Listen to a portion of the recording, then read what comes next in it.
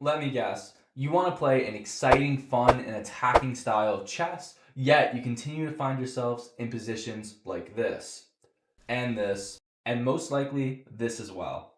My name is Anthony Arena. I am a chess expert from Long Island, New York, and in today's video, we're going to go over one of the most exciting and brilliant attacking chess players of all time, Paul Morphy. We will be analyzing his most famous game, deriving his three most important attacking rules. You can use these rules in your games so that you can have a more attacking and fun style, which will overall make you a better, more interesting chess player. And this brings us right to Morphy's first rule, quick, aggressive development. Believe it or not, this begins right away with your opening choice. Here in this situation, Morphy plays e4. E4 is the most aggressive option because your bishop and queen can come out right away. The whole point is it's hyper-aggressive development.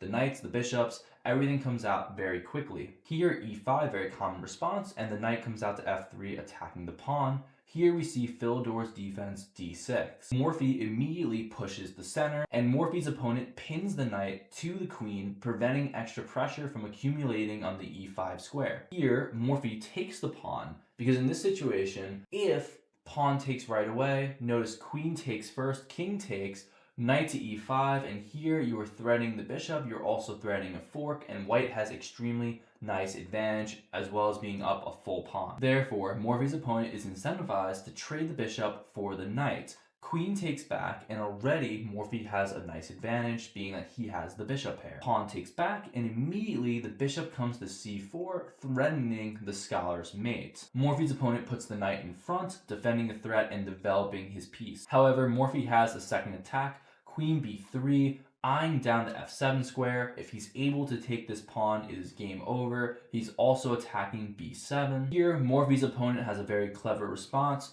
queen to e7. This brings us to Morphy's second rule, always attacking, never retreating. In this situation, the best move on the board is queen b7, but if you do take this pawn here, notice it looks as though the rook is lost, but queen to b4, checking the king and forcing a trade of queens. In this situation, even though Morphy is up a pawn, he has lost his entire attack, and this is not what he is looking to do. Therefore, he ignores the best move on the board, instead playing knight c3, developing his pieces and continuing his attack. We will see another beautiful example of this in just a bit. c6 and then bishop to g5, pinning the knight to the queen. We see b5. Here, Morphy has the option to retreat the bishop back to d3, defending the e4 pawn, but Morphy will never retreat. He is an attacking style romantic player, and here he decides to instead sacrifice the knight on b5. Pawn takes back, and then bishop b5 takes, checking the king. Even though Morphy is now down a point of material, his pieces are much more active than Black's. Notice the bishop, the rook, the knight, and the rook are all in their regular squares. The bishop on b5, the bishop on g5, the queen is out on b3, and after a long castle, his rooks are connected and in the action on an open file. Morphy's opponent tries to alleviate the stress with knight to d7. This develops the knight and also defends the check,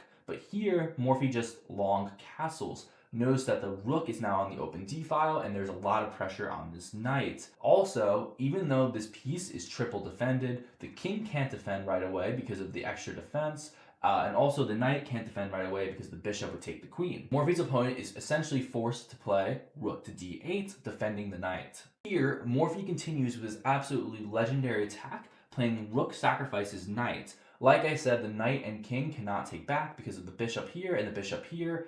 Yes, you can technically take here, but queen is taken by the bishop and that is losing. It makes the most practical sense to take back with the rook, which does put you into a pin. The issue here is the rook on d1 can be replaced with the rook on h1, a piece that was originally not involved is now extremely active, double attacking the rook right away. Here, you don't have the same idea of being able to put the rook on d8 to defend, and once again, the knight can't defend. Morphy's opponent desperately tries to defend this idea by playing queen to e6. He is saying, look, the knight is no longer pinned, and on top of that, I'm threatening to trade queens. However, this brings us to the third most important point, calculating deep. Whatever you sacrifice, you need to calculate deep.